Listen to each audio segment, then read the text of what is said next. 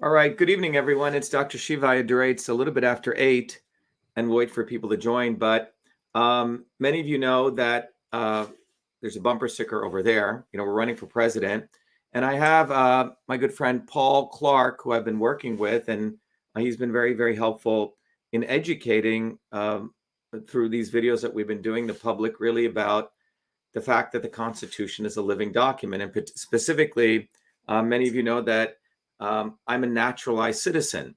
And some people have not understood that a naturalized citizen can indeed not only run for president, but also be president. There's been this assumption. People refer to the articles, Article 2, Section 1, Clause 5, which basically says that only a natural born citizen can be qualified to run for president. But the reality is that the 14th Amendment, the Fifth Amendment overrode those, abrogated that. And we've had to, part of our campaign, educate people. So we're going to go over some of that, and we're going to go over some of the nuances. But the key today is to educate people that the Constitution is a living document. We'll also update people on the fact that 4 or 5 states, we can actually start getting on the ballot. And we have our ground team ready to put us on the ballot or start collecting signatures. So let me bring Paul here. Paul, you're up in Alaska today, right? I'm in Alaska, yes. Yeah, so good to be here. Paul's on his boat up there, so we also have the audio coming from a different source, so we don't lose Paul's audio. A video may come in and out. So, Paul, I think you and I met because, several months ago, almost 6 months ago, I'd seen a very nice legal scholar article or legal review that you'd done, making it very clear that it's unconstitutional to prevent a naturalized citizen from being president. So maybe, Paul, we can just quickly review, the arguments that you made, and then I will discuss, the fact that we filed a declaratory relief lawsuit against the Attorney General, Merrick Garland, and Thompson, who's from the Election Commission, basically to assert we want the courts to ensure that the Attorney General informs all the secretaries of state, educates them, and make sure that they don't prevent us from getting on the ballot, because because the Constitutional is there. But perhaps, Paul, you can take a couple of minutes, maybe 10, 15 minutes, and really discuss the paper that you originally wrote, because our lawsuit not only argues the 5th and the 14th, but we also argue the fact that the First Amendment allows me to run, and then also the concept of the political process. But maybe you can talk about your paper originally, Paul, and then we can go through the 3 points that we've asserted in our lawsuit. Okay, sure. I'd be happy to do that. One thing, maybe before we get into the Fifth Amendment, we should start with the First Amendment, which, by the way, was originally the Third Amendment. The first two were never approved by many people. About that. Oh, what were the first two, Paul? Just said it. Well, one of them was that the pay increase in Congress should not take effect until a new election, which became later the 29th. That was actually the Second Amendment. The First Amendment was some of the procedural thing, but I never remembered. It's never passed. But anyway, Madison actually had 12 amendments, and the first two were never approved.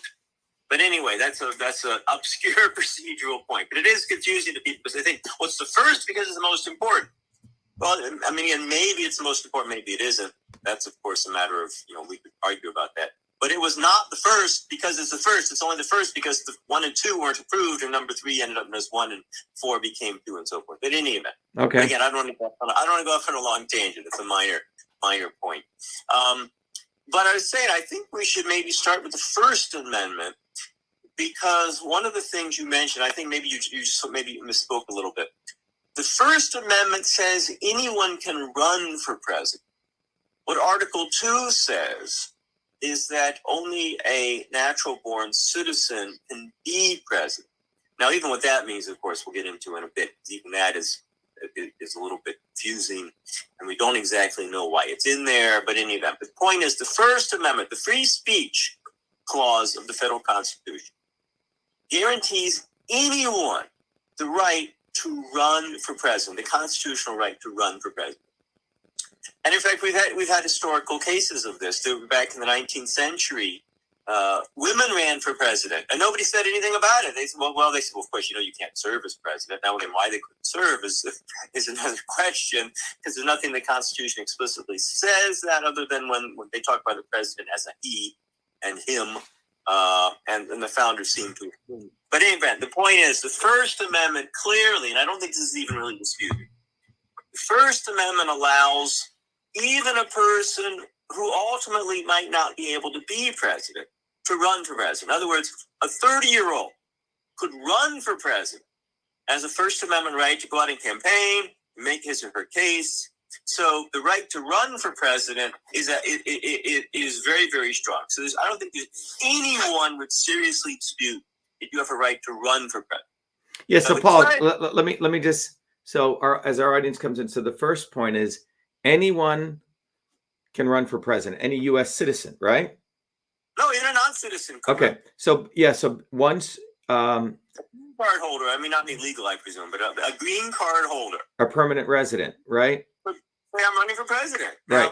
Now, I don't think that person could serve, but again, that's is what happens. I mean, that's kind of getting down the road, because frankly, let's say a green card holder runs and is elected, and they go to Congress and say, Congress, I want you to pass a law granting me citizenship so I can immediately become president. Congress could do that.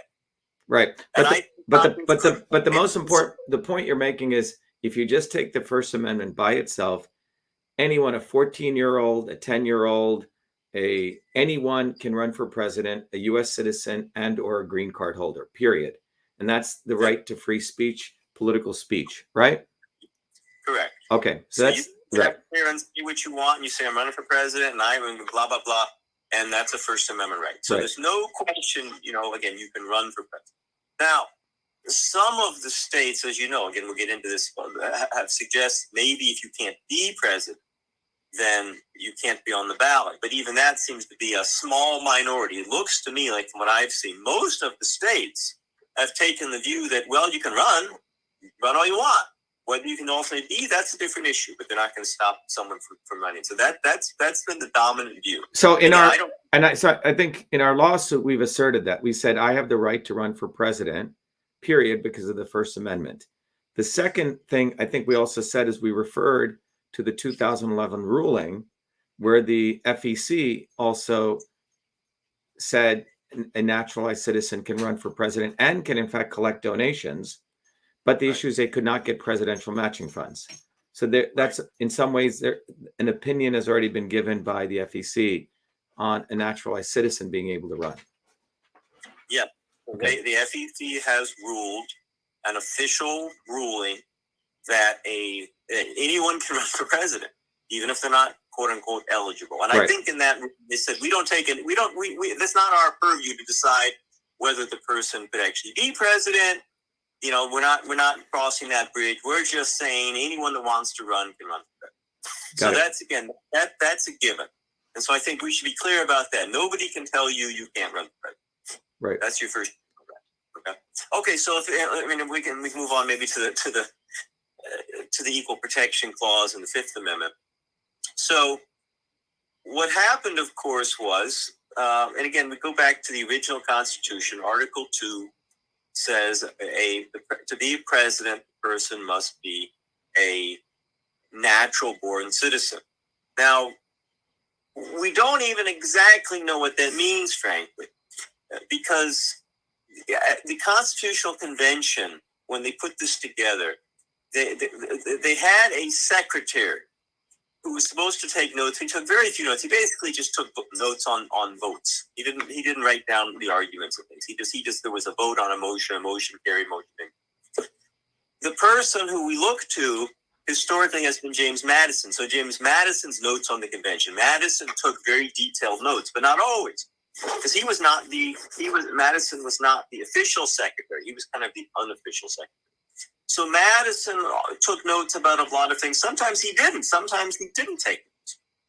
And one of the sort of gaps that we have, and there are actually quite a few, but there are different parts of the Constitution where we don't know why they're there, frankly. So we don't even know why Article 2 says the president must be a natural-born citizen. So, Paul, I did a little bit of research, and I don't know if, apparently there's all this background law in British common law, going back to the 12th century about the concept of jus soli and jus sanguine. In I guess in Britain and Europe, they had the concept of jus soli, meaning soil, someone born of the soil and someone born of the bloodline. And it looks like no one was able to track that directly to the Constitution, but there was sort of in the ether these concepts of just sort of in the understanding that one had to be born in the soil, or of a certain blood. But again, but they may, coming from sort of that environment of London and that ancestry, right? Or that it may have been sort of in the ether of thought, but no one just. Yeah, right. It may have been, but again, we just don't know because we don't have the debates. If that's something, so again, that's a guess. So it's an educated guess, it's speculation. Yeah. Where did this come? Does it come from the use of solar? So what they call it, use of what? IUS or JUS, which law sometimes is right. So the law of the soil, the law of the blood, that may be a background. Again, we just don't know. Right. We don't exactly know what it's supposed to mean, frankly. I mean, we do know, for instance, that the Marquis de Lafayette was granted natural-born citizen status. He was granted status as a natural-born citizen. And his heirs, and all of his heirs. And his heirs. Yeah, Yeah, so again, the whole idea of what exactly is a natural-born citizen is not entirely clear. It's not defined in the Constitution. Again, there's some common law antecedents, but they're not directly parallel. Mm-hmm. And it's assumed that this meant you had to be born here, because again, the Constitution, Article 2 says a natural-born citizen or a citizen at the time of the adoption of the Constitution. So again, that seems to suggest that you had to be born here after the adoption of the Constitution. But again, we don't entirely know. So that one of my points is, I mean, if the Marquis de Lafayette can be granted status as a natural-born citizen, I assume Congress could grant anyone status as a natural-born citizen. Again, under Article 1, Section 8, Congress has authority to set the standards for naturalization and citizenship. And I assume that, I think it's pretty clear, Congress has very broad authority under the Citizenship Clause. The Supreme Court has said this repeatedly. Congress can make, and now again, we start to get into the Fifth Amendment, because the Fifth Amendment, I think, does place limitation. But go back 100 years, the Supreme Court has said Congress can make anybody who wants a citizen or deny citizenship to anyone who wants. Remember, for many years, non-whites were not citizens, and that was based on the Citizenship Act, going all the way back to the 18th century. So Paul, bottom line is, natural-born citizen is not defined. I think the Maryland legislature is the one who declared him a natural-born citizen and all of his heirs. Right. We don't have all the arguments and the debates on why they put quote-unquote natural-born in. So that's in the articles. And now let's go to the Fifth Amendment, right? You wanted to talk about that. Can you explain what the Fifth Amendment is so everyone understands? Yeah. Just before, let me make my final point, which is, if a naturalized citizen would be like the president, I would fully anticipate that Congress would simply pass a law saying Dr.SHIVA is a natural-born citizen. I think Congress could do that, and I think they should do that, frankly, and probably would do that, just so there's no ambiguity. In other words, Congress could say, you, Dr.SHIVA, are hereby a natural-born citizen and able to serve as president. So Paul, as you're talking, we have a guy who sort of doesn't understand the Constitution, and he probably should listen very carefully. He's saying, second generation is natural-born citizen. Parents must be citizens in order to have a natural-born citizen, period. It's not hard. No, that's definitely not true. Yeah, exactly. Right. So after the 14th, now again, that may have been true in the 18th century, but the 14th Amendment says anyone born in the United States is a citizen thereof. So a child who is born to non-citizens in the United States, say you have two green card holders, who are the parents, and they have a child. That child is a U.S. citizen. Both parents are not. So after the 14th Amendment, that is true. Now, prior to the 14th Amendment, that would have been correct, because prior to the 14th Amendment, if you had two non-citizens who lived in the United States and they had a child, that child was not a citizen. Again, it goes back to this use of the right of blood. So citizenship was passed down by blood. So you had to have at least one parent as a citizen. And then the child of again, one or both parents were a citizen. The child would be a citizen. Yeah, so again, Paul, so just to make it very clear, prior to the 14th Amendment, if I was born in India and my wife was born in Japan and we had a child here in the United States and then we come to the United States, we become naturalized citizens, but we're not born here. And if we had a child, you weren't eligible to be a citizen in the 19th century. Oh, okay. Japanese Indians could not be U.S. citizens in the 19th century. Don't forget. Oh, okay, okay. Put that aside. Okay, so the 19th. Okay, but anyway, in the 19th century, prior to the 14th Amendment, if I came here and my wife is also not born here, and we have a child, that child does not get U.S. citizenship de facto, right? If neither parent was a citizen, right, prior to the 14th Amendment, the child would not be a citizen either. Right. But after the 14th Amendment, again, if I wasn't born here and my wife wasn't born here, I have a child here. That child is of the soil. That child gets de facto U.S. citizenship. Well, the short answer is yes. Mm-hmm. However, again, it's a more complicated point. Yeah. Because during the debates on the ratification of the 14th Amendment, this question came up. And some opponents said, well, wait a minute. You can't possibly mean to tell me if an illegal alien slips across the border and has a baby, that baby's U.S. citizen. And the proponents said, of course we don't mean that. We mean if you're here legally and you have a child. So that was unanimous. I think it was Representative Bingham. Representative Bingham was the principal author of the 14th Amendment. I think he explicitly said, no, of course not. We're only talking about if the parents are here legally. So if you're non-citizens, but you're here legally, and you have a child, the proponents of the 14th Amendment said that child would be a citizen. Now, the 14th Amendment does not say that. And again, this is where we get into the interpretation of the 5th Amendment and the 14th Amendment. The 14th Amendment simply says anyone born in the United States is a citizen thereof. That seems to be quite clear, even though the proponent said, no, what we mean is anyone whose parents are here legally and is born, then you're a citizen. We don't mean that, again, every proponent of the 14th Amendment said, of course, we're not saying illegal aliens have children, the children are citizens. Absolutely, positively not. No question about it. Now, of course, today they do, because what has happened is people have said, look, if you meant that, then put it in the amendment. So the 14th Amendment should have said, even though they said this is what they meant, but the 14th Amendment does not say anyone born of legal parents in the United States becomes a citizen. It simply says anyone born.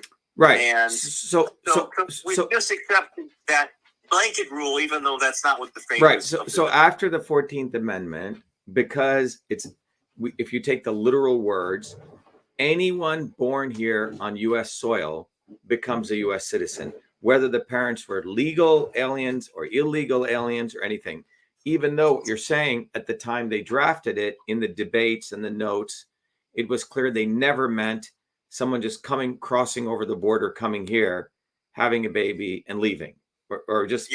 Yeah. So, but since they didn't put it in the verbiage of the 14th Amendment, taking the verbiage, anyone who comes here, has a child on U.S. soil, becomes a U.S. citizen. That is how it has been interpreted for many years now. But again, that could change. Yeah. Because again, if you actually go back to debates, you can say, well, wait a minute, that's not what it meant. So, but again, this gets back to our point of constitutional interpretation. You talked about the Constitution as a living document. Yeah. Now that term sometimes has some baggage attached to it. And, I don't know if necessarily want to use that term because, and again, you're pigeonholing and putting things in a pigeonhole doesn't always help clarify. Sometimes it's more confusing. Someone might hear that term and think, oh, I know what he's talking about. But the point is, the Constitution, like any document, has to be interpreted. And again, this 14th Amendment we've been talking about is just one example. You have the text of the Constitution. And then someone can ask, well, what does that mean? What does it mean, anyone born in the United States is a citizen thereof? And that's where we get into this question of interpretation. Interpretations vary over time. Interpretation, sometimes the court will interpret a thing one way for decades and then realize, wait a minute, we've been wrong all this time. There's a famous case, Erie versus Tompkins, 1938, which essentially abolished the common law. So there was an American common law for 100 years, like the English common law. The courts just created it out of thin air. And they did it for 100 years. And in 1938, the court said, there is no common law in America. They said all this common law is gone. They threw it all out the window because they said, we don't have authority to create common law. The courts had just decided they thought common law was a good idea. They thought the English common law was a great thing and the Americans should follow it. And the courts just created it. And after a century of American common law, the court said, we were wrong the whole time. Get rid of it. We had no authority to do it. So again, the point is, interpreting the Constitution is a difficult task. And so Paul, we have a troll, sort of a troll on here. He's saying, not correct. The Constitution and the Bill of Rights were written at about a 6th grade comprehension level, due to that being the average education level in the country at the time. So this individual is, falsely asserting that all of that stuff doesn't matter. You just read it literally and the context doesn't matter. But the point is that the Constitution has gone through, when I meant to say it's a living document, it has changed and it evolves, right? And things, not the Constitution, but the interpretation and the light it's put in changes based on other considerations that take place. And what you're saying is we had common law and one day the court said there is no common law. But I think just an example. That's an example. You want me to respond to that? The average American was very well educated in the 19th, 20th century. Alex de Tocqueville, when he came to the United States in the 1830s, he spoke of how impressed he was by the education of the Americans. So I disagree that the average American only had a 6th grade education. I mean, it may be true that they only, the average maybe was 6th grade or something. But again, they were well educated. They could read and write. They were a lot better educated than most people did. And also, again, to respond, some of the great constitutional commentaries were written of very, very scholarly folks. There was a gentleman, his first name was St. George Tucker. You name your child St. George. That's your first name. That was literally his first name. St. George Tucker was a professor of law and a justice of the highest court of Virginia. They didn't call it Supreme Court. But anyway, essentially Supreme Court justice in Virginia, a professor of law. I think he taught at William and Mary. He was a professor of law. And I think it was 1802, 1803. He wrote a commentary on the Constitution and the Bill of Rights. Very, very scholarly, 5-volume commentary. And he later was appointed to the federal court as well. But anyway, the St. George Tucker, very brilliant jurist, a scholar, a legal scholar. And again, he felt, I'm not making this up. So here was one of the most brilliant legal scholars in American history in 1802, 1803. He felt it was necessary and appropriate to write a 5-volume commentary on so whoever was saying this, Google St. George Tucker and look at you can find. Yeah. So Paul, let's look. The bottom line is this: this individual represents the ignorance that's out there of American history and the conditions of the time. The bottom line is these people were not dumb. The average education level was probably, I would argue, probably in some ways, probably even better than we have today. If you look at the way people wrote and talked at the time. Yes. But I think the bottom line is we had the articles, natural born was never clearly defined. Let's just sort of focus, and we've talked about the First Amendment, anyone can run. Let's talk about the 5th and 14th Amendment, Paul. So if you can describe what is a 5th Amendment to people, and then what is a 14th Amendment, Paul? Go ahead. Okay, so the 5th Amendment, again, one of the original parts of the so-called Bill of Rights, says that the federal government may not deprive any person of life, liberty, or process without due process. Life, liberty, or property without due process. That's the 5th Amendment. Now, the 5th Amendment doesn't explicitly say anything about equality or equal protection. That's all the Fifth Amendment says. And for over 100 years, that's how it was interpreted. Paul, just to sorry to interrupt. I just want to make sure, because we have different people, levels of people on the stream here. When we say due process, that means the right to, for example, be, if you have some crime that someone claimed that you committed, right? Due process in the courts and how that's all adjudicated, right?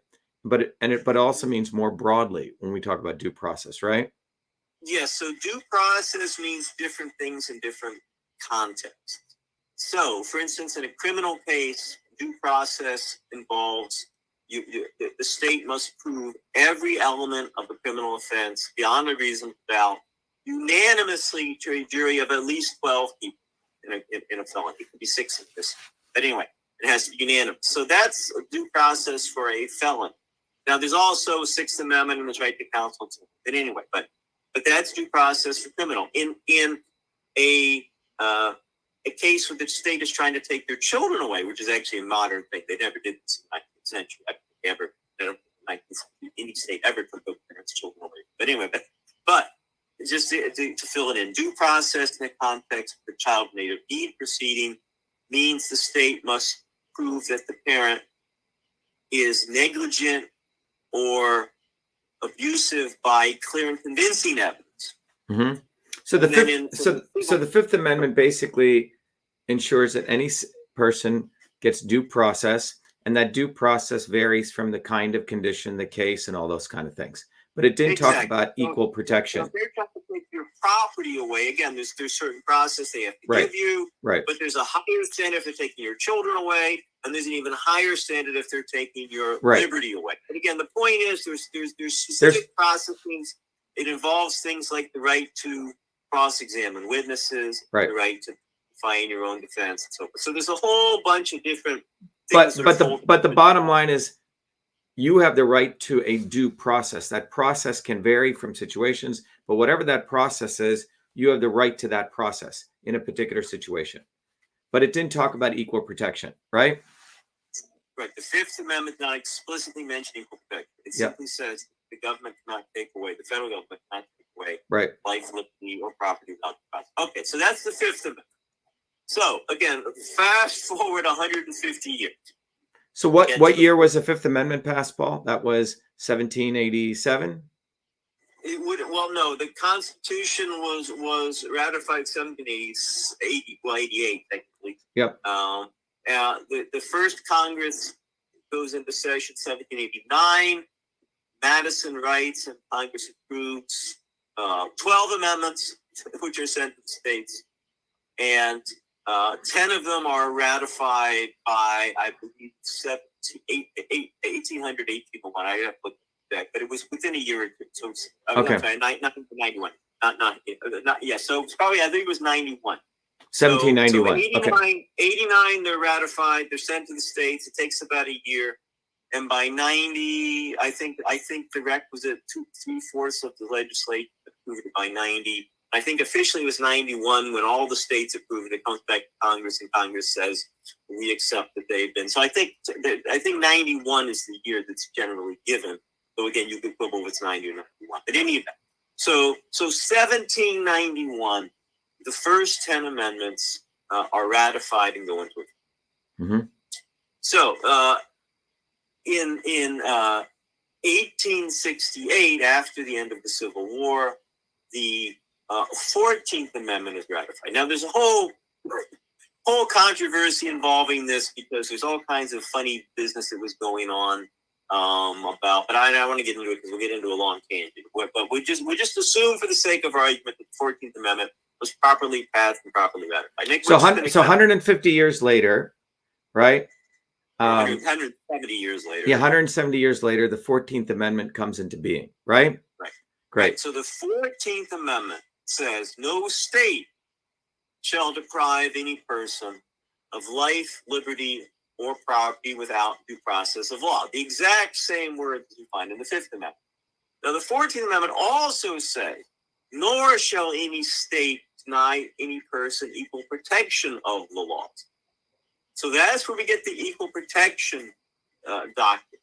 Now, again, when the 14th Amendment was originally passed and ratified way back in 1868, the understanding of equal protection was not absolute equality. So again, go back to, we were talking about the ratification debates, which are very interesting, by the way. They're all available online. Someone may get them. But for instance, another thing, we talked about the citizens, people being born here. One of the other things that came up, people would say, well, wait a minute. When you have this equal protection document, are you trying to say that states cannot discriminate against men and women? They must treat men and women equally? And again, all the framers said, no, of course not. That's not what we mean. That's not what we mean by equal protection. It doesn't mean you have to treat men and women equally. It means if a murderer shoots a man, shoots a woman, that murderer would be punished for murder, whether he shot a man or a woman. That would be equal protection. But it doesn't mean equality. It doesn't mean you have to treat men and women equally. Now, again, that was true for racial classifications as well to some extent. So if a murderer killed a black man or killed a white man, the murderer had to be punished the same way. But it was not understood. The 14th Amendment was not understood to mean that blacks and whites had to be treated equally in every respect. Again, and I'm talking about the original understanding of the 14th Amendment. And for decades, that was the case. In fact, we all have heard of segregation. So segregation in lots of cities around the country. It wasn't just in the South. It was in Boston and in Chicago, and all kinds of places had segregated cities. Washington, D.C., the Capitol building was a segregated building. So in any event, but this was considered to be acceptable under the 14th Amendment because, again, the understanding was equal protection does not mean equality of treatment. It simply means the criminal laws will protect everyone, but it doesn't mean basically much more than now. No, so Paul, hold on 1 second. Hold on 1 second. Okay. 14th Amendment, by the way, gets passed when 1880 was it? Well, again, I think it's officially, there's sort of two dates because, again, this gets into this question of how was it ratified? Yeah. So people are saying, was it ratified or not? Right. And I don't want to get it because that's a whole other. But it was because if you put 150 years from 1787, that would put it at 19 something. I don't think you mean 150 years, right? No, I think I was saying it was about 150 years between the Bill of Rights and the 14th Amendment. So the Bill of Rights is adopted in 1791. Right. So no, not 150. So it's about 70. Yes, about 70 years. 70 years. Yeah, just to correct, just around 70 years, right? I think I misspoke. I think I said 100. Yeah. Yeah, it's about 70 years. Yeah, so 70 years later, the 14th Amendment comes after the Civil War. We're not going to get today into the ratification issue, right? That's a whole and that's a whole nother discussion. We can do a whole discussion of that. But bottom line is there was segregation that was taking place. The 14th Amendment didn't eliminate segregation, right? Correct. It basically not until 1954. Right. When we get into some years. Right. But I just want to I want to keep it simple here for people. The 14th Amendment was after the Civil War. There's still segregation going on, right? It doesn't eliminate every state in the union had segregation. Yeah, so you still had blacks have to drink water from this faucet, whites have to drink here. The 14th Amendment does not eliminate that. It basically says that you get the equal protection of due process at the state level. That's what it says, right? Correct. Okay, so due process was at the federal level with the Fifth Amendment, and it said that every citizen at the state level will also get due process the same way the Fifth Amendment said, period. That's it. But it doesn't say we're eliminating blacks and whites are equal, right? Well, right. Now, neither the Fifth Amendment nor the 14th Amendment originally was understood to say that. Right. So, the point was the 14th Amendment from 1870 to 1954. Right.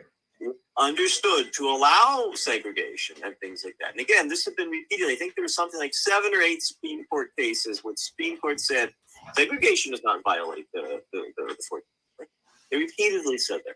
Now there was an abrupt about face in 1954. But Paul, again, let me just emphasize that. So up until 1954, even after the passage of the 14th Amendment, multiple Supreme Court rulings upheld the fact that you could segregate, you could discriminate, right? Correct. Okay. Correct. It's very important to understand until 1954. So what happened in 1954? So in 1954, there were two companion cases that were decided. And one was on the Fifth Amendment and one was on the 14th Amendment. And they're both very, very famous cases. One of them, I'm sure all your listeners have heard of, which is called Brown versus Board of Education of Topeka, Kansas.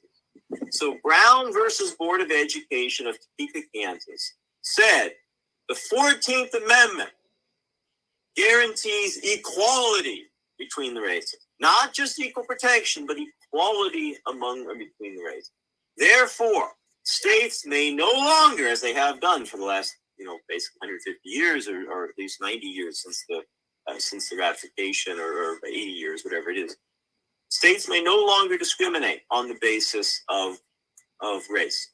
So Brown versus Board of Education of Kansas said definitively the 14th Amendment does not permit discrimination on the basis of race. Right. So again, the 14th Amendment explicitly didn't state it because it allowed segregation, meaning people, it did not disallow segregation, to be specific. So between the point the 14th Amendment was passed in 1954, Supreme Court rulings were saying, yeah, you can segregate, it's okay. But Brown versus Board of Education, Topeka, Kansas, in 1954, explicitly ruled that it's unconstitutional, right, to segregate between the races, period. Right. And again, this is when we come back to this idea that the interpretation of the Constitution clearly changes over time. Sometimes they flip 180 degrees, as in this case. Right. So basically, at that point, when we say the Constitution is a quote unquote a living document, right, the interpretation by the Supreme Court in that case now basically says the 14th Amendment is not just about equal protection at the state level. It also means the equal, that you cannot discriminate between the races. It's like a different, different interpretation of what equality really means. It's not just due process, but equality of races. Right. It's a different interpretation of what the phrase equal protection means. Equal protection means, right. So equal protection was there. They reinterpret to mean equal protection across races. Well, no, they again, it depends what you mean by equal protection. But prior to 1954, equal protection did not mean equality. Mm-hmm. It meant, again, things like criminal laws. If you stole from a white man or you stole from a black man, the people get punished the same way. That was what equal protection meant. It did not mean equality. Now, so equal protection now is understood to mean equality. So equal protection, even though for centuries, in fact, they didn't make up this idea of equal protection, right? For centuries, in the English common law, American law, equal protection did not mean equality. Now it does. Since 1954, it does. They said equal protection, we believe, means that states cannot discriminate against people on the basis of race.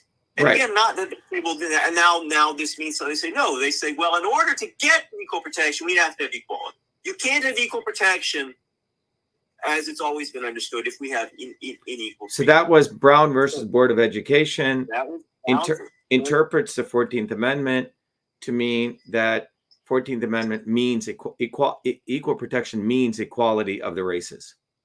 Correct. Okay, got it. Just the races. It would be decades before we brought in men and women. Okay, got it. All right. A whole nother we can maybe talk about later. But in any event, okay, so I said there's two cases in 1954. They're handed down the same day. Wow. One was Brown versus Board of Education of Topeka, Kansas. The other one was Bowling versus Sharp. Yes, Bowling versus Sharp. Yep. Okay, so Bowling versus Sharp, I mentioned before, the District of Columbia was racially segregated. Now, remember, the Fifth Amendment applies to the federal government. The 14th Amendment applies to the states, right? So the 14th Amendment says no state shall deny any person equal protection of the laws. The Fifth Amendment applies only to the federal government, not the state. Now, the District of Columbia is under the Congress, is under the federal government. So the Fifth Amendment applies to the District of Columbia. The 14th Amendment applies to the state. The District of Columbia had segregated schools also. And Bowling versus Sharp, the Supreme Court says, no, we're not going to allow that in the District of Columbia either. Now, again, this gets into the interpretation of the amendment. So the Fifth Amendment, it doesn't say anything about equal protection. So we've already, in 14th Amendment, we've said that we've gone from equal protection to equality, right? Well, we don't even have equal protection in the Fifth Amendment. What we have in the Fifth Amendment is no person shall be denied life, liberty, or property without due process of law. The same phrase we find in the 14th Amendment. So in 1954, the Supreme Court in Bowling versus Sharp says, well, since we have this language in the 14th Amendment and it talks about equal protection, we believe the Fifth Amendment implicitly guarantees equal protection. And just as we said 10 minutes ago when we decided Brown versus Board, you can't have real equal protection if you don't have equality as well. So therefore, in 1954, the Supreme Court read equal protection and equality into the Fifth Amendment. Which is at the federal level. The key thing is now this goes to the federal level, right? This is only the federal level. The Fifth Amendment is only the federal level. The 14th is only the state level. Right. But again, the point is, in Bowling versus Sharp, they said we will treat equal protection and equality under the Fifth Amendment and the 14th as identical. They were very straightforward on this. They said, we admit the Fifth Amendment says nothing whatsoever about equality. But nonetheless, we think it would be unacceptable to allow the federal government to discriminate on the basis of race. So basically, Paul, what happens is if I can, and there may be some nuances here, but the Fifth Amendment after Bowling versus Sharp and the 14th Amendment in some ways become equivalent. One is at the federal level and one is at the state level. So you get equal protection clause now coming into the Fifth Amendment, and the fact of what that equal protection means equality. So now you have the concept of equality of races at the federal level and at the state level. So basically the Fifth and the 14th become almost, I think a lot of people, just to review, need to understand that we're, as a republic, right? Every state has, in some sense, its own jurisdiction, right? But the Fifth and the 14th basically, so when it comes to equality and equal protection, we're going to give it at the federal level and at the state level. That's what emerges out of 1954. Correct. Okay. And they're interpreted exactly the same. Right. So now you come to, so after those two rulings, racially, you cannot discriminate between a black and a white person or brown and a yellow person at the federal level or at the state level. Correct. Neither a state nor the federal government. Right. Yeah, someone just said 14th Amendment applies to the Fifth. That's really what it meant with Bowling versus Sharp. Well, it's, again, the exact terminology is a little bit odd. Sometimes it's called reverse incorporation. I say. So in other words, what we often talk about is the first 10 amendments are incorporated into the 14th. Right. So that's so again, the 14th Amendment applies to the states. The First Amendment applies to the federal government, not the state. Mm-hmm. First Amendment starts, Congress shall not, right? Right. First Amendment applies to the federal government, does not apply to the states. But Congress said, and there's a famous case, Gitlow versus New York in 1923, the Supreme Court said the guarantees of liberty in the 14th Amendment implicitly contain the right to free speech. Right. So this is Paul, I think this is very important what you just brought up. If you just look at the First Amendment in and unto itself, it only applies at the federal level. That means states could have suppression of free speech, right? However, that the court ruling that you just said clarified that and said, no, the First Amendment applies to the states, right? I wouldn't even say clarified it. They did a 180-degree reverse. I see. Like just 2 years earlier, in 1921, I forget the case, but just 2 years earlier, in 1921, the Supreme Court said The First Amendment does not apply to the states. Get over it, guys. Really? 2 years later, they Really? changed their mind. You know what? Yes. Okay, so up until 1921, the Supreme Court was saying the First Amendment only applies at the federal level, not to the states. So, well, that's still true. The First Amendment only applies to the federal government. The 14th Amendment now contains a free speech component, which is identical to the First Amendment. That's what they said in Gitlow in 1923. But again, I say so. Does that mean, Paul, that up until 1921, if I want to pass out a flyer, right, in a federal building, I can do that, right?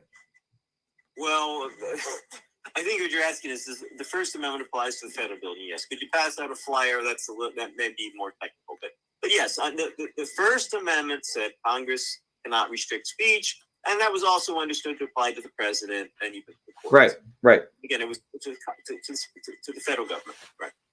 Right. But after, but the thing is, remember, in fact, I think maybe every state had a free speech clause in its state constitution. It wasn't like there was no free speech. Right. I mean, exactly. So, but what I'm saying is, after 1921, it explicitly said the First Amendment applies to the states. In 1923, it's called Gitlow versus New York. Got it. Very All right. The Supreme Court said First Amendment now, or the free speech now applies to. Listen, not freedom of religion. That was another case that came later. Again, they did this, in stages. They did different rights. Freedom in the 14th. But again, to get back to the main point we've been trying to make, none of this is in the 14th Amendment. None of it's in the Constitution. Right. These are all developments and interpretations. Right. And I think that's the key thing. So those people joining us, Paul Clark and I are having a discussion. I titled this "A Constitution as a quote unquote a living document." The point is, the Constitution, the amendments, there's a verbiage that's stated there, but in practice, as things move forward, as interpretations take place by the courts, they give meaning to these things. And the meanings can come, sometimes you just shared here, Paul, can be 180 degrees opposite, right? You can start with something where the 14th Amendment was fine with segregation, right? And then after 1954, segregation now becomes illegal, not because the 14th Amendment said it, because there was Supreme Court rulings, right? And then they interpret these amendments. So I think that's a key takeaway for everyone listening, that don't think everything's written in stone. The constitutions and the interpretation of that itself can move in different directions. And that's really the takeaway.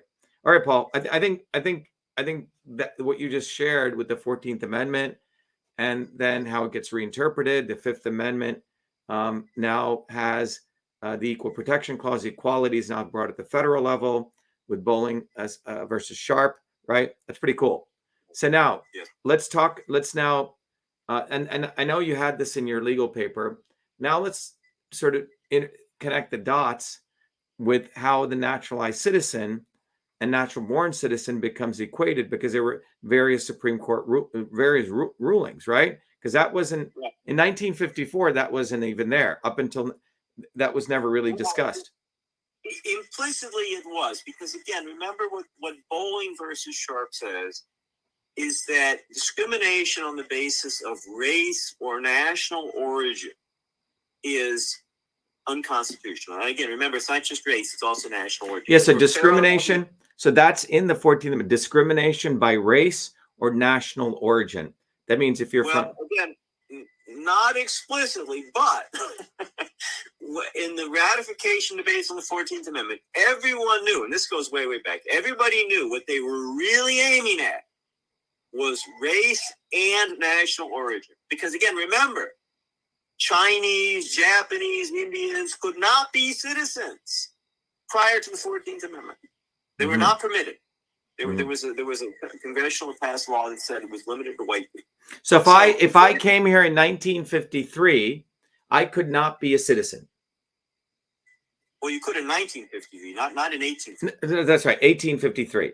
Prior to the 14th Amendment, anyone coming here could not be a citizen. Right.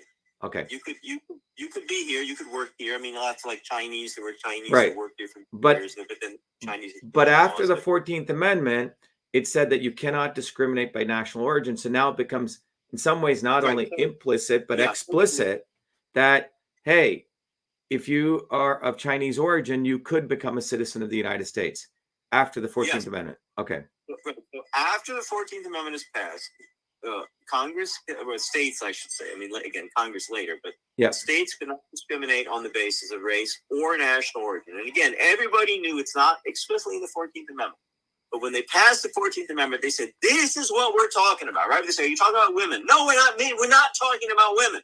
You can discriminate against women all you want. We don't care about women. I don't know if we care, but that wasn't for the purpose of the 14th Amendment. They didn't care about women, right? Right. But they said, what we are doing here, when we're saying, when we Congress passed the 14th Amendment and say that, no person shall be denied equal protection of the laws and no be denied life, liberty, and property, and so forth, we're not talking about women. We're talking about race and national origin. So two things.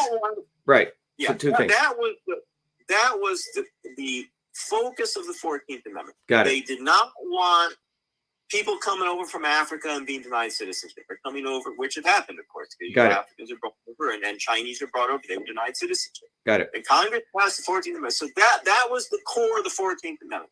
Got it. Race and national origin. Now, again, it's been extended to sex and some other things, but that was the core. So when they decide Boeing versus Sharp, they're saying the Fifth Amendment says you can't discriminate on the basis of race or national origin.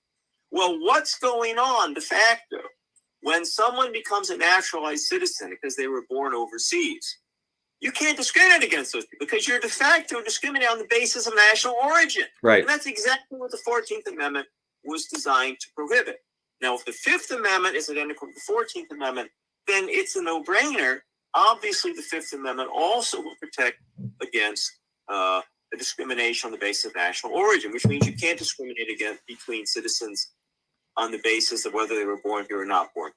Mm-hmm. And then a few years later, the Supreme Court explicitly said this. They said it quite explicitly that it is unconstitutional to discriminate between citizens on the basis of whether they were born in the United States or not born in the United States. All citizens are equal. Again, the equality, the point of the Fifth Amendment and the 14th And what case was that, Paul?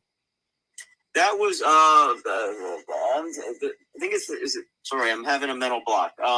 But okay, while you're thinking about that, but it's in my article, but I have a mental block and I usually can remember the cases. But the bottom line is, after the 14th Amendment, anyone could become citizen, and then after 1954, you have the Fifth Amendment. The Due Process Clause includes equal protection and equality at the federal level. You have the which is extended from the 14th Amendment, and then this court ruling takes place, which you don't remember the court ruling, but the bottom line is that court ruling asserts now you cannot distinguish. It's illegal, it's unconstitutional to discriminate between whether you became a citizen born here or whether you became a citizen by being naturalized, right? Neither the states nor the federal government may discriminate against citizens based upon where they were. Right. So you're applying the Fifth and the 14th Amendment, the state and the federal. So that's pretty much, that's it. You cannot distinguish between a naturalized citizen and someone, quote unquote, born here who became a citizen. Any more than you could discriminate on the basis of race or, now sex, which is again a later thing. Yeah. But yeah, someone just wrote, they will never let you become president. Yeah, they will never let me become president because probably that may be true, but that's for other reasons. Yeah, probably for my political views. They'll cheat my life. But fundamentally, they cannot do this because the 14th, based on the, as history has evolved, given these court cases, it is unconstitutional to distinguish between a naturalized citizen and someone born here, period. That's pretty much it, isn't it, Paul? Yeah, and again, the amendments amend the Constitution. Mm-hmm. So prior to the First Amendment being passed, Congress could have passed, presumably Congress could have passed certain laws prohibiting speech because there was no First Amendment. Well, you passed the First Amendment and that's off the table. First Amendment takes certain things off the table. And the same thing happens with the Fifth. The unamended Article 2 says that essentially the government can discriminate on the basis of of national origin. Right. Discriminate, it says Article 2, if you're not a natural born citizen, as it said, whatever that means. But assuming it means you have to be born. The Second Amendment, Article 2 seems to say the government may discriminate on the basis of naturalized status. But the Fifth Amendment says you can't do that. So obviously, if you have an amendment to the Constitution which says one thing, and it amends and it changes the earlier Constitution, obviously that it changes it. I mean, this is so obvious. It's you don't really need to. Right. I don't think I even. So I think the bottom line, Paul, is this: given where we are at today in 2023 and the events that have taken place with the Supreme Court ruling, it's obvious, it's black and white that you cannot discriminate between a naturalized citizen and someone born here who becomes a citizen. Therefore, it's unconstitutional, A, by the First Amendment to stop me from running for president, and B, by what we just discussed with the 14th Amendment and the Fifth Amendment to not allow me to be president, saying that you're naturalized. That's absolutely discriminatory, right? Period. Yes, it would be just as if someone tried to say a woman couldn't run for president. Right. Or a Catholic couldn't run. Right, and the 19th Amendment did that, right? Yeah. Right. You can't discriminate on the basis of race, national origin, religion. That's the First Amendment. The gender, which is arguably the 19th Amendment, although again, the 19th Amendment doesn't explicitly say this. But prior to the 19th Amendment, everyone assumed a woman could not be president, largely because everybody just assumed. I mean, you go back and look at the framers when they created the United States. Everybody knew the president would always be a man. That was, and it says he shall do this or he or him. So in any event, the 19th Amendment is now understood to have changed that, although it doesn't say so explicitly. There's nothing in the 19th Amendment that says women can be president. It's just an assumption. But again, the point is things have certainly changed. In 1800, it would be unthinkable that a woman would be president, that a non-Christian would be president, that a non-white person would be president. Those things would have been unthinkable in 1800 and probably been illegal. Right. Paul, let's just take a quick 4-minute break, because given what you just shared, there's a lot of comments. Everyone is very positive of my running for president, right? People are excited about it. The bottom line, Paul, is from what you've shared and what the Constitution says and all the rulings that have taken place, it's unconstitutional to, on the First Amendment grounds, to stop me from running, but on the 14th Amendment and the Fifth Amendment, to stop me from being president, period. And right now, just to let everyone know, we're running for president, and we have a bumper sticker here, and we recommend everyone go to shivaforpresident.com to get one of these bumper stickers. The reason these bumper stickers are powerful, Paul, we tell people is, you put it on the back windshield of your car, 100,000 people see them.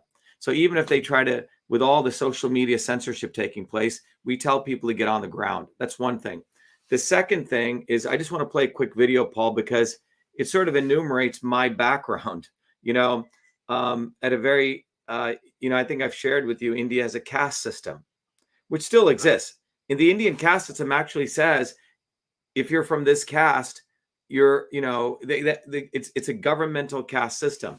And frankly, Paul, you won't find a lot of Indians like me here. We come from the lowest caste in India.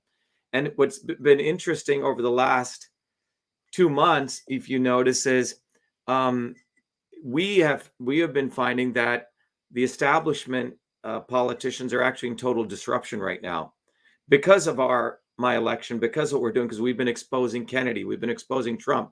So they went and found an Indian guy to run, right? They had to go find a brown guy, and we've had to expose the real background on this guy. He was for vaccine mandates, and he's from the Brahmin caste, by the way, Paul. Okay. So it's fascinating. So let me just play this video because it gives people, and we'll come back and we'll wrap up. But hold on one second, Paul. Who would have ever thought I'd be running for president of the United States of America? I was born a low caste untouchable in India's caste system, a system of aristocracy, oppression, and racism. My name is Dr.SHIVA Ayyadurai. I'm an MIT PhD, a Fulbright scholar, a scientist, engineer, entrepreneur, and inventor. My family and I left India to come to America on my 7th birthday. I grew up in the working class neighborhoods of New Jersey, playing baseball, mowing lawns, painting houses, and coding software. My friends and neighbors are blacks, Italians, Irish, people of all races. As a 14-year-old, I wrote 50,000 lines of software code to create the world's first email system and was awarded the first U.S. copyright for email, recognizing me as its official inventor at a time when copyright was the only way to protect software inventions. I did that long before I ever came to MIT, revealing that big innovations can occur anytime, any place, by anybody.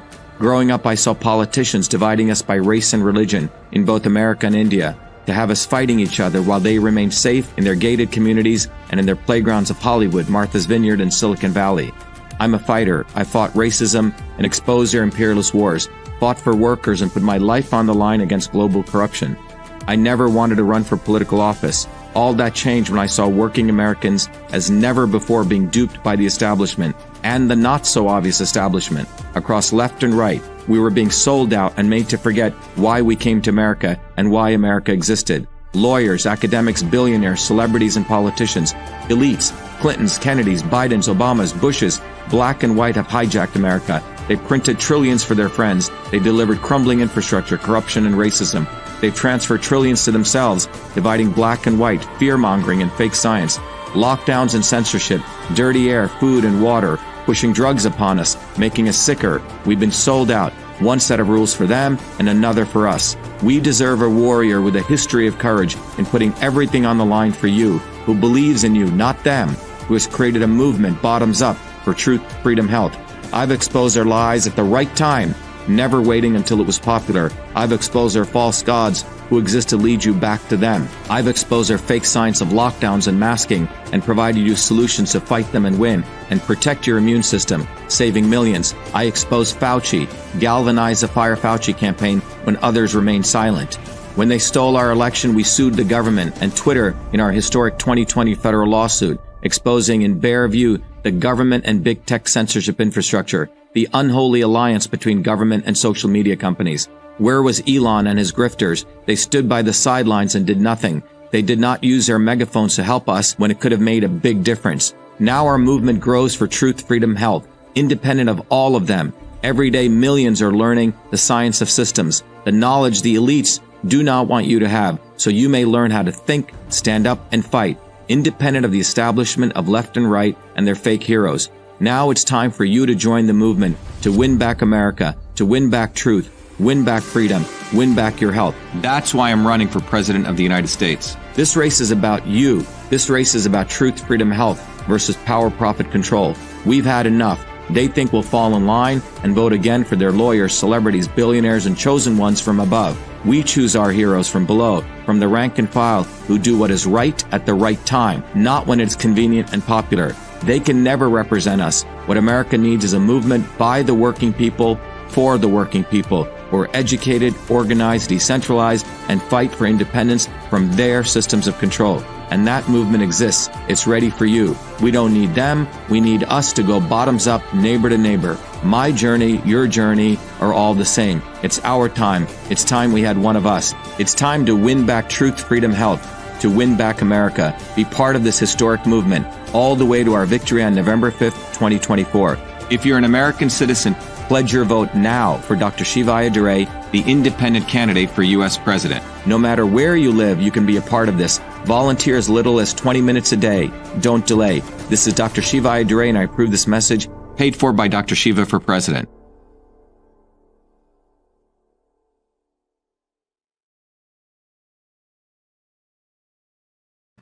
So just to let everyone know, every Thursdays, Paul, and you're invited at 11 a.m. and 8 p.m., we do these open houses. We have hundreds of people show up when we do these one-on-ones with people or one-on-manys. People can go to vashiva.com/orientation to sign up for the open house. For the town halls, you can go to shivaforpresident.com/town hall. So please do that. It's an incredible opportunity. The other thing is become a Truth, Freedom, and Health warrior scholar. Go to Truth, Freedom, Health, because you really understand these principles. Paul, someone had an interesting question, and it's probably so someone said, hold on, let me bring this up. It was a technical question. Here we go. You can see it here. He says, how did the 14th Amendment explicitly amend Section 1 of Article 2? And I think Yeah, it wasn't explicit, but I mean, Nothing is explicit though. well, What we very rarely. I Yeah. mean, there's only one or two. I think there's only one that I know of. I think it was the 21st Amendment explicitly said the 18th Amendment is hereby repealed. I think that's the only explicit thing there is. But say the 11th Amendment. The 11th Amendment basically overturned a Supreme Court case. So there was, again, this is a long, maybe too long on the side, but just as an example, I can tell you more about the 11th Amendment. The 11th Amendment says the judicial power of the United States shall not be construed to extend to any suit in law and equity commenced or prosecuted against one of the United States by citizens or subjects of another state. What does that mean? What it meant was you can't sue a state in federal court. Does it say that explicitly? Well, no, because again, you have to understand why they passed it. Because there was a Supreme Court case called Chisholm versus Georgia, where the Supreme Court had said that an individual could sue a state in federal court, and the people didn't like that, and they passed the 11th Amendment. The 11th Amendment does not explicitly say you can't sue a state in federal court, but that's what it means. So, yeah. So Paul, if you take what you, I think another example would be the 14th Amendment doesn't explicitly say you cannot segregate, right? To your point. No, and again, for 100 years. Yes. So I think it's a good example. That one's even more explicit in this context. Up until 1954, people, even though the 14th Amendment existed, you could discriminate. You could have Black people having to use bathrooms which were for Blacks only, right?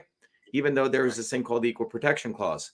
But it was only... All the 14th Amendment explicitly says is no state can deny any person equal protection of them. Right, but it was after the 1954, those two court rulings, especially the first one, Brown versus Board of Education in Kansas, then it said equal protection means equality. So to the person who asked this question, it's a very good question, but I think this is why, I called it the Constitution as a quote unquote a living document, is that, yeah, they wrote down stuff.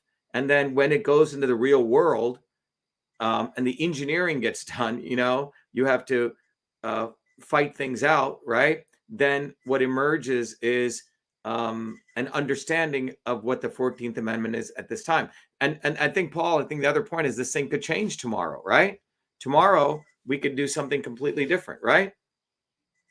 Well, that's always a possibility, although I don't see Brown versus Board of Bowling. Yes, but I think in the context, meaning that you have these amendments, you have the articles. The articles, what an amendment we have today can override what was meant before. But then there's also this whole body of rulings, Supreme Court rulings, court rulings, which really interpret and give a different frame to what was written, right? In the amendments themselves. Again, I think it's important to recognize. By the way, I seem to have lost the video. I'll make it back. Yeah. Some cases are more, sturdy and enduring than others. I don't think there's any question. I don't think there's any chance that Supreme Court would overrule Bowling versus Sharp or Brown versus Board. Those have become so established. And they're so subtle that I just can't imagine it happening, right? So, by the way, it seems like he kicked me off. It says I'm backstage. Let me bring you back on. Yep, there you are. And I don't know what happened. I got kicked. Yeah, so you need to do that thing, Paul. We need to turn off the. Gotcha. Okay. So again, you're right. Anything could change. I mean, tomorrow the Supreme Court could they could all wake up and they could decide to reverse anything they want. But realistically, there are certain precedents that are so well established, right, and so much a part of the American tradition at this point. And this idea of equal protection and inequality is certainly one of them. But again, we can argue about it. We can go back and we can dispute whether it's a good idea or bad idea, whether it's justified or unjustified. But I don't see that happen. Yeah, I don't see this. No, Paul. I didn't mean to say you go backward, but the point is that you have these verbiage that's written in the amendments, and events take place through court cases and those things. And sometimes, even though the 14th Amendment never said that you cannot discriminate between race of people, the court rulings, 1954, gave teeth, or they gave substance to equal protection clause. Equal protection clause started to mean equality, right? Of people, of races, right? And that's the point. And that's really, I think, what we want to leave our viewers with tonight. And that is why we're absolutely clear on this fact that, yes, not only can I run for president, but I can also be president. And to let everyone know as we close out, we are getting on the ballot in every state. And by the way, some people think that only I have to get on the ballot. No. Everyone's got to get on the ballot, right? Which means any candidate running, every state has different rules. And listen very carefully. The state of Massachusetts says you have to collect 10,000 signatures to get your name on the ballot. The state of Vermont says you have to collect 1,000 signatures.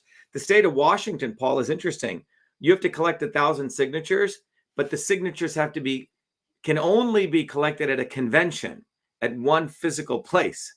Okay. So every state has these different rules of what you have to do to get on the ballot. Right. And, so we are right now as running for, and by the way, every presidential candidate has to go through that process, not just me. So, so people should not confuse. Oh, no one's on the ballot right now. Everyone's got to do that process to get on the ballot. But we have filed a declaratory lawsuit in federal court suing Merrick Garland, asking the courts to direct Merrick Garland, who's the Attorney General of the United States, to proactively tell all the secretaries of state, hey, just to remind you, the discussion we just had here, Paul, is a constitution clearly allows me to run for president and don't get in my way, right? Period. Well, I mean, again, everything is debatable, but no, in my opinion, I think you're right. I think that the precedent is very clear at this point. Right. All right, Paul. The sun has been moving. I don't know if you can see me that well because the sun's been moving up. It's okay, Paul. The most important thing is we have your voice, which is coming through my phone, and everything's good, so everyone can hear you. What you find with these streams is audio is more important than video. So you have to choose between audio and video. We got the audio. So, Paul, I think that was good. I think the framework that you gave, going back to the articles, going back to the First Amendment, right? The different rulings in 1921. I think that was a very interesting thing. You said that the First Amendment only applied at the federal level after 1921. It was explicitly said at the state level. At the state level, yeah. So 1922, get low versus. Right, that then said that the First Amendment also applies to the states. Right? Well, again, not to be pedantic, but it said the 14th Amendment includes the right to free speech. Right. Oh, okay. Got it. So then it went to the states. Got it.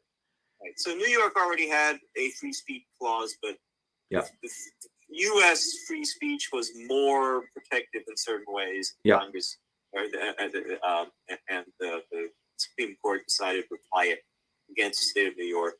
So Paul, before we sign off, is there anything you want to say to our audience? We have a lot of people who are, we have, thousands of volunteers now getting on the ground to get us on the ballot in each state. It's a pretty Herculean thing. I mean, we're doing something quite interesting, right? As a naturalized citizen, I'm running. We've also created a movement. We know that these people cheat in their elections from what happened in 2020, my own Senate election.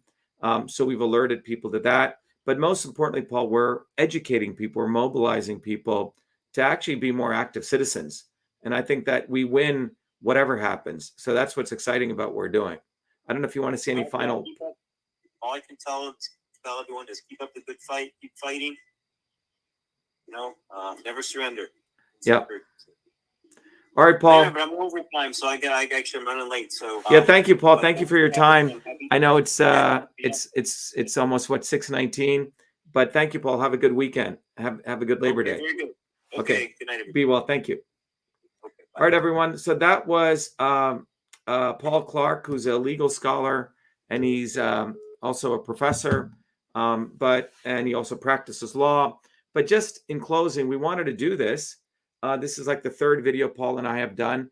We want to educate people. right now, the way you guys can help is go to shivaforpresident.com, get one of these bumper stickers and put it proudly on your back windshield. 100,000 people see it. Go to shivaforpresident.com, donate. And when you donate, I can't take your money for nothing. I give you all sorts of really, really good gifts on books and courses so you can actually become a truth, freedom, and health warrior scholar. You can understand the dynamics of how the system dynamics of how they try to split us into left or right, and how we actually mobilize a movement, right? The movement is for truth, freedom, health, right? It's not just for truth. It's not just for freedom. It's not just for health.